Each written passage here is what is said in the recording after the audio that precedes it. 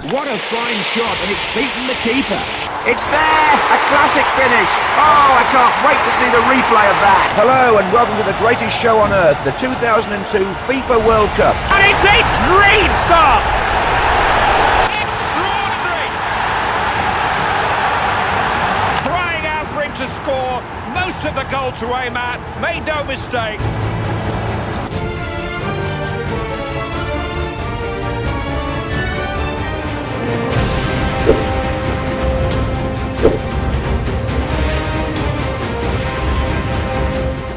Welcome to the World Cup in Russia. I feel physically sick, to be honest, and I mean that literally. I feel as though I'm going to vomit. If I speak, I am in big trouble, and I don't want to be in big trouble. So you know what I've been thinking about lately? World Cups. As in a normal World Cup year, we've already supposedly had one by now. Now to be more specific, I'm not afraid to admit that World Cup FIFA games have been living in my head rent-free. That's right, we reached the peak of humanity when EA used to allocate their billions of resources into a dedicated World Cup game every 4 years. And they sought out to digitally define the world's biggest sporting event. A perfect online/offline experience that captured the vibe of the tournament, host country, and the state of football at the time perfectly. Not gonna lie fellas, I've caught the nostalgia bug recently, and considering that the World Cup fever is right around the corner, today I've made it my duty to go back and revisit every single retro FIFA World Cup game up into the latest installment in 2014, gems of the past if you will, to see exactly what made them so special, what made them tick.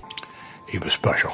And why the most hated company in the world don't make these masterstrokes of gaming anymore. Join me as we're taking a deep dive into the history and lost art of retro FIFA World Cup games. Here we go!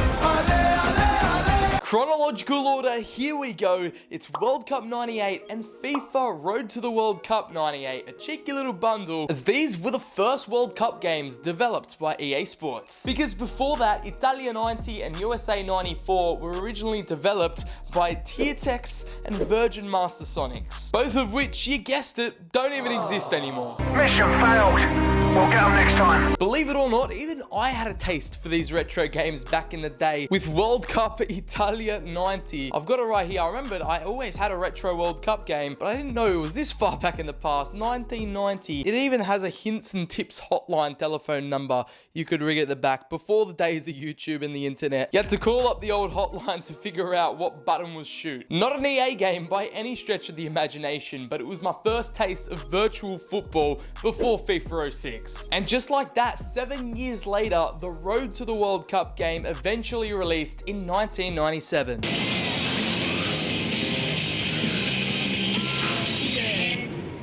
And no prizes for guessing what the main objective of the game was. Firstly, qualifying and progressing through to the World Cup finals being the ultimate goal. The game featured over 172 national teams. You could pretty much take any country to the world stage on the ultimate road to glory back in 1997. And at the time, the game was available on the Game Boy, N64, PC, and PlayStation. It was actually revolutionary for its era because for the first time in a football game, accurate national team kits were introduced, complete with the kit manufacturer logos and official merchandise, which was a pretty big deal at the time. But not as big a deal as having this song on the soundtrack.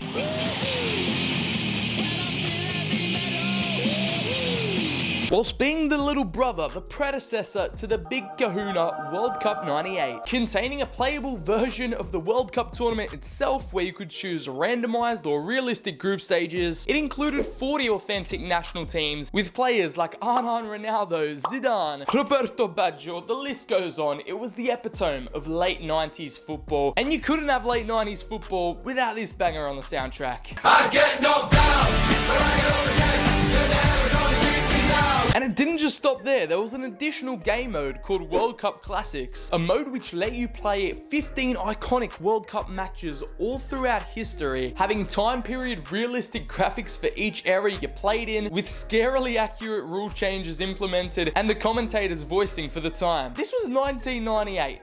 And like, we don't have this now in FIFA. I wish we had this level of authenticity. It's the attention to detail for me. They were little touches, but it was the small things in these types of games that go underappreciated and age like a fine wine when you compare them to the modern day games and when we look back at how good we actually had things. Why are we still here? just to suffer. Critically, the game was met with a pretty positive reception from fans and critics alike, which definitely kicked EA into gear and was a catalyst for a brand new era of World Cup content in video games we never thought would be possible otherwise.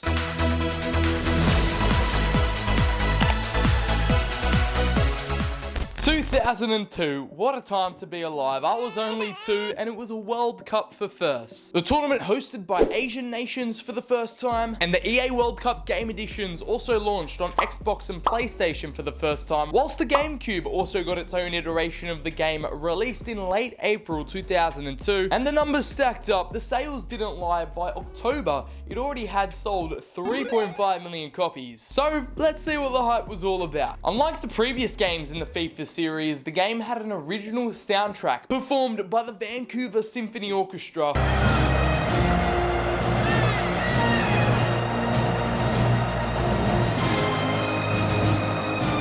As the game featured each of the 32 teams that qualified for the 2002 FIFA World Cup, along with 9 other national teams that didn't qualify. You can probably tell by now in the gameplay, EA was starting to prioritize the visuals and the aesthetics of the nation, implementing the tournament mascots and integrating the culture of the hosts into the games at this point, which was a nice touch I can appreciate. Well, mascots have come a long way since FIFA World Cup, Willie. Just look at this tournament's creation. Well, it doesn't take much to impress Andy Gray, does it? The attention to detail was real for an early 2000s game and adapted well to the new generation of consoles. It was also a standalone game, no prequel or Road to the World Cup edition before this one dropped. However, this game only included 2 modes, which was a friendly exhibition game and an actual simulation of the World Cup tournament, including accurate group stage matches, just like FIFA 98. It was definitely disappointing that there was a lack of the qualification process in the game. That feature was severely missed, but it made up for it with one of the best and most beloved World Cup balls of all time, and also some of the worst refereeing decisions ever to be made on a football pitch. The main benefits of these games are that the visuals and technology are enhanced by 4 years and not just 1 like with the regular FIFA games, which created so much hype in the build up to the release of these titles. There was so much anticipation. It genuinely felt like an event to see what enhancements and innovations were made for each World Cup game on the new consoles. But to be honest, I feel like this game delivered the bare minimum without the qualification process included. Despite the decent positive reviews it received, it could have been so much better when comparing it to what World Cup 98 did with both their games. But hey, it's still a crucial piece of media to remember this World Cup by, and will forever live long in the memory of FIFA fans. So here we are in 2006, another 4 years have passed, and the host nation Germany are red hot favourites to win the trophy. As a new generation of consoles have arrived, by that I only mean the Xbox 360, and EA are back on their 2-gamer World Cup type beat, with FIFA 06 Road to the World Cup being an Xbox 360 exclusive that dropped in late 2005, and 2006 FIFA World Cup releasing on the Xbox 360 and every other console imaginable in April 2006. For the first time ever in a World Cup game, this installment included multiplayer features. Once you take it all in, this installment was revolutionary in more ways than one. However, we've got to get through the middle child, the stepbrother. It is the Road to the World Cup game, which was met with mixed reviews and without question. Get out! My eyes are bleached! Mainly, it felt like it was just a demo to show off the next-gen graphics to get everyone keen for the next World Cup game, so it was kind of meh and could have really been sold as DLC or just included with the full game. Fortunately though, people only had to wait a couple months until the full official game was launched with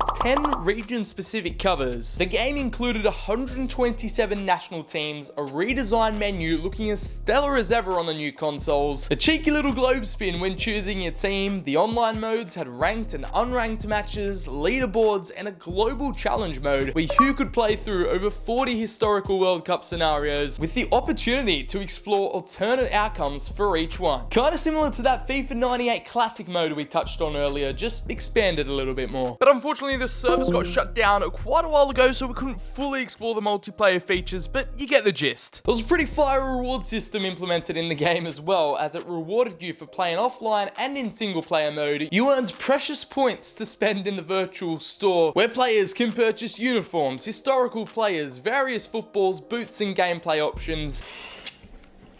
You gonna make me act up, don't make me do something I'm gonna regret. Yet again, very similar to a feature added 5 years later in the regular FIFA games, EASFC. 6.5 hours later. A feature which they have removed now, but yeah, we won't touch on that. At least there are some cool little fun facts to keep you entertained whilst you load into the game. What the fuck? I am so confused by what's this got to do with anything? What were they actually trying to achieve with this? Okay, now I just feel personally attacked. This has gone too far.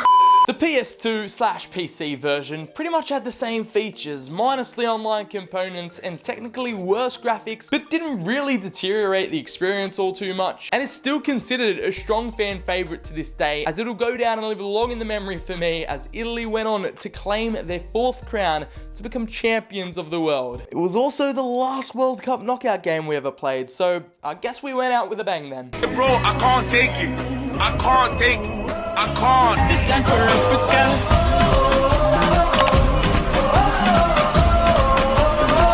2010 saw the beautiful game's biggest event go to Africa for the first time, hosted by South Africa, and the land of vuvuzelas didn't disappoint in both departments, with their tournament and the standalone game that dropped months prior. Also, on another note, this tournament gave birth to the 2 best World Cup songs/football songs of all time. This was the no-brainer. This was the one that couldn't fail. This was one that's never failed. And we'll forever be grateful. It's a question as old as time itself. Waka Waka or waving flag? Let me know down below. Low-key dropping with the most aesthetically pleasing cover, in my opinion. I actually own a copy of this game. I was going to do a video on it, exploring it and, you know, delving back into the retro game, but I never really got around to it. Now's my time to explore what this game really had to offer, as I think it set the standard of what all FIFA fans were expecting when it came to the World Cup standalone games. For starters, a host country themed menu, culture-focused soundtrack featuring artists from all participating nations, an open practice arena, online modes, and every nation available to have a road to qualification, and a captain your country mode as a my player to World Cup glory. Even the coveted scenario mode made a return, and at the time it was the best World Cup game EA ever put out, including 199 teams out of 2004 to participate in World Cup qualifying. It was the complete experience. With it being released in April 2010 on iOS for the first time, it also had Wii and PSP versions. Remember those consoles? Yeah, it accommodated for the most popular consoles at the time, and after almost a month, it sold over 2 million copies. You have to give credit where credit's due. They were on top of their craft every time the world's biggest event came around. They never missed. Now look around you.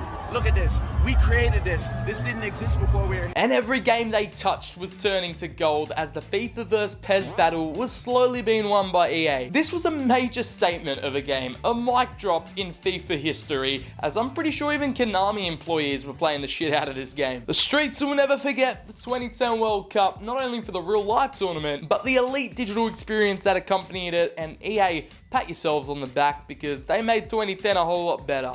It was perfect. Perfect. Everything, down to the last minute details.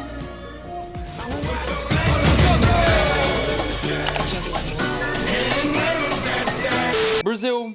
Oh, Brazil, how could we forget that 7-1? Ochoa turning into the best goalkeeper in existence, and James Rodriguez being the breakout star. It was an extremely memorable time, and unfortunately, we didn't know it was the last standalone World Cup game EA was ever to release. For some unknown reason, this was the last taste we were ever gonna get. However, we haven't even started on their biggest oopsie to date, which was not releasing them on the next-gen consoles at the time, the Xbox One and PS4. Why would you do that? Why would you do any of that? So people were forced to play with old hardware, the PS3 and Xbox 360, a console which had the 2006 Road to Qualifying game on it, and still, 8 years later, it was forced to play the 2014 World Cup game. And for me and pretty much everyone, this really held the game back in so many ways, and the fan outcry was unmatched at the time. We have been hoodwinked, bamboozled, led astray. I'm gonna turn on my Xbox One. Oh wait, no I'm not. What? I'm gonna turn on my old Xbox 360.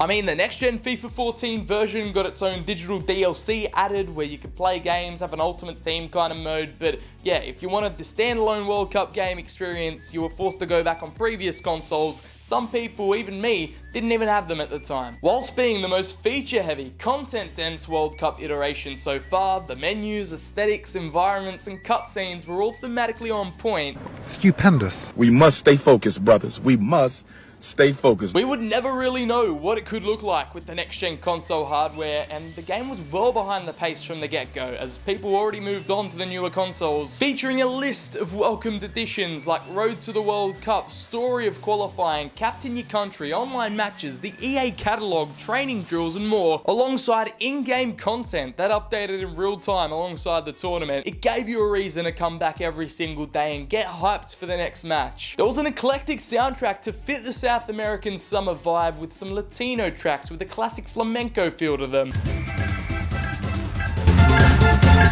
It just set the tone of the game perfectly in the menus, along with the explosion of color you were greeted with every time you booted up the game. To this day, it is the game that has featured the most national teams ever in a World Cup / FIFA game in general, with 204 nations that participated in the qualifying process. You could make San Marino qualify if you really wanted to, or Uzbekistan to win the World Cup. The possibilities were endless. Let me tell ya, this game had it all. It was the peak, the pinnacle. It got everyone's minds racing, wondering what they could have done with these innovations with the new technology and hardware that was out at the time for Russia 2018. With the new consoles, the sky was the limit, and did they deliver? Let's find out. Hands up for your colors. Now in 2018, the World Cup hype was real as always. Despite all the controversies surrounding the tournament, gamers worldwide were anticipating a standalone World Cup Russia edition, and in return were greeted with a free bare bones add-on in FIFA 18. You can't keep getting away with it! A lackluster disappointment in many people's eyes, including mine. It spelled the end for this once famous and iconic spin-off series. Oh, brother, this guy stinks! An Ultimate Team edition, of course, online friendlies, and a World Cup tournament simulation were all included, but after the high standards that were set in both 2010 and 2014, this free DLC update add-on shine wore off in a couple of hours. Now, with the ever controversial and corrupt Qatar World Cup coming up in December, at the time of recording, nothing has been announced / released, besides in a FIFA 23 Ultimate Team trailer that there's going to be some Ultimate Team content for the World Cup. In my humble prediction, knowing EA, it's going to be another half-assed add-on that has no passion involved whatsoever and won't recapture any of the magic or vibe that the dedicated standalone games managed to do back in the day. They left out on a high in 2014, and in conclusion, due to the lack of monetized avenues for these games and it only being a seasonal drop, their new focus towards Ultimate Team in the last few years, the bane of offline gamers' existence in many sporting franchises, ruined these EA side passion projects, as stakeholders and executives alike really could never justify using the company resources in producing a fully fledged World Cup game. Profits were falling in EA's eyes, and they never generated enough sales to really justify their release. Despite them holding the FIFA license and being the only company that can make a standalone World Cup game, like, come on, get a grip, man. And they never really formally announced why they stopped making those standalone games. I mean, we can all assume, we can make our predictions, but at the end of the day, the company just gave up on one of the most beloved fan favorite types of games. It's anyone's guess now, and it's forced modders in the PC community to make their own add-ons and emulate an experience in which EA refuses to create nowadays. They came to the conclusion, despite it being for the culture, it wasn't worth the extra hassle and was like a slap in the face to all the hardcore dedicated fan base that this series built. It'll be interesting to see if the actual FIFA Corporation brings back the standalone game when they rehold the license to call their game FIFA. But trust me, I don't see myself playing EASports FC World Cup mode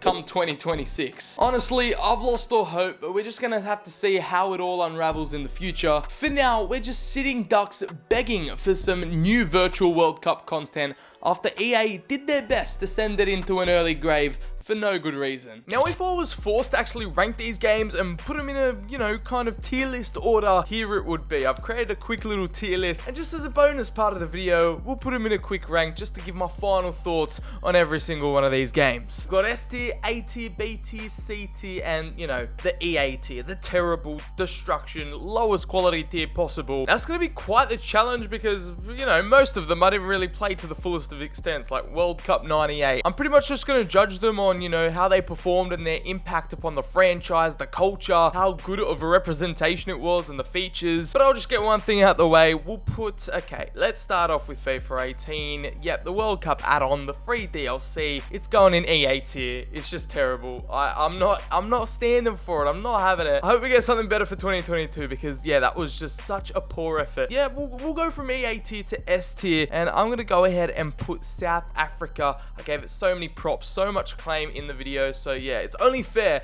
that that was the pinnacle. That, and I would say, you know, World Cup 2014, the last two epic standalone games that EA should have really continued and fleshed out over the years, but just ended up giving up. Again, it is tough ranking these because, you know, everything's so nostalgic and they're just gems of the past, but the show must go on. For 2006, of course, there was a road to qualifying. Yeah, it was kind of just like a tech demo, really. They could have done a free DLC for this, but it wasn't as bad as 2018, so it got its own standalone game. Ronaldinho on the cover pretty much is just the reason in itself why it escaped the EA tier, but the 2006 game, I'm going to give that an A. First World Cup game on the next gen consoles. It set the tone for the rest of the World Cup franchise and the standalone game, so yeah, I'm going to give it an A. Italy also won the World Cup that year, so, you know, it just gets extra points for that. You know what? Both World Cup 98s, they don't really compare to the modern tier technology, but they were good for their time. They were revolutionary, and, you know, the road to the World Cup and both World Cup 98. They're going in the B tier, middle of the road. They probably really haven't aged that well now, but for nostalgia purposes, they're up there in terms of World Cup games. And for 2002, for me, I think it deserves to go just above, still in the same tier, but above World Cup 98. It really started to get the ball rolling. They got the themed menus, you know, trying to replicate the culture of the host nation. And this is when, you know, EA knew they were onto something here. I really don't have to justify 2018's ranking. I'm sorry, like, you just instantly in the F tier, EA category, just straight away. Didn't even have to think about that one. Not much thought was going into 2014 and 2010 because they were just both the tippity top, the best that you're ever gonna get. And imagine we had those for the new gen consoles. I've left a link in the description if you guys wanted to rank them yourselves, try it out, share it to your friends, let me know where you would rank these games, because yeah, these World Cup gems, these standalone games were definitely moments in time, and the nostalgia just hit me pretty hard. I guess we're left to our own devices to see what we're left with, or what we get in Qatar 2022, because it doesn't look like there's gonna be much. I present to you here my final rankings for the FIFA World Cup games. EA, please bring them back. And that's that, people. The lost art of retro FIFA World Cup games encapsulated into one video. I hope you guys enjoyed this new type of video, green screen, video essay content. Make sure to drop a comment down below and let me know your favorite FIFA World Cup memory so I know who the real ones are who made it this far. If you want to check out me revisiting all the old retro FIFA games, there's a playlist link in the description. Whilst you're there, drop the video a like, hit subscribe, turn on the notifications, all that good stuff. Follow my socials. All the links are going to be down in the description. Hopefully you've enjoyed. As always, I've been Sir BCHD. Have a great day and I'll catch you all in the very next video.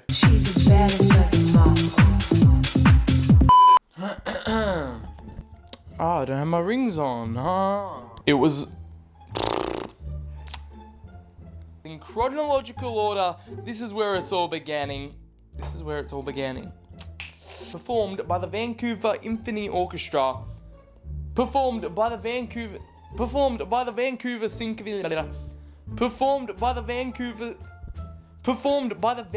Sydney Orchestra. It's Symphony Orchestra. Pass the time, I'm running more.